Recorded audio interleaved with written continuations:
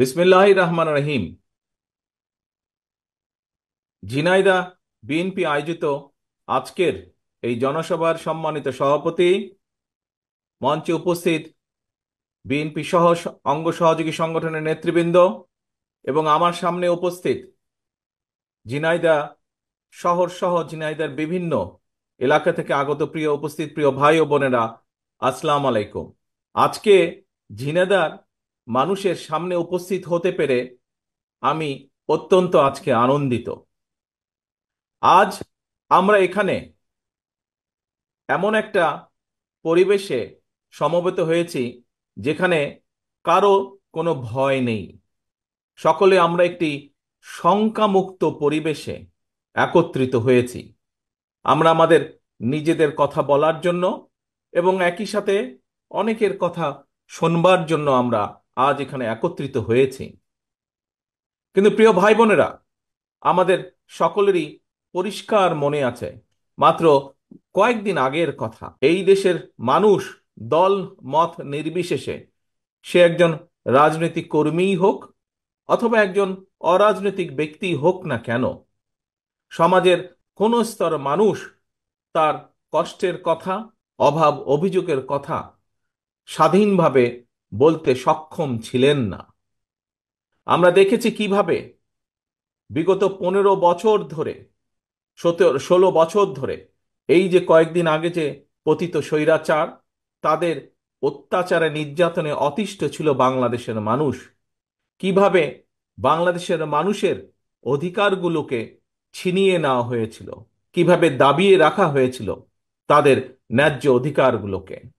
সমগ্র বাংলাদেশের মানুষ ঐক্যবদ্ধভাবে গত 5ই আগস্ট বাধ্য করেছে এই স্বৈরাচারকে বিদায় হতে। এই স্বৈরাচার জনগণের আন্দোলনের মুখে বিগত 16-17 বছর ধরে যে স্বৈরাচার জনগণের কাঁধে চেপেছিল, সেই স্বৈরাচার পালিয়ে যেতে বাধ্য হয়েছে। এই কৃতিত্ব বাংলাদেশের সকল মানুষের এই কৃতিত্ব।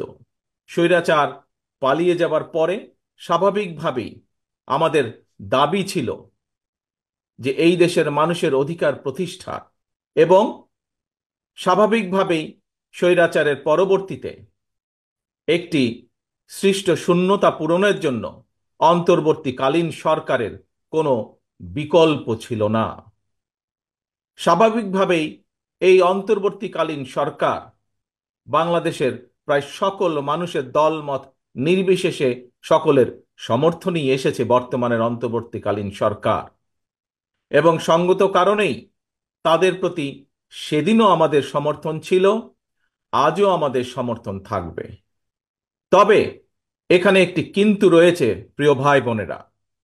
তাদের প্রতি আমাদের আস্থাকে প্রশ্নহীন রাখার চ্যালেঞ্জ কিন্তু তাদেরকেই নিতে হবে।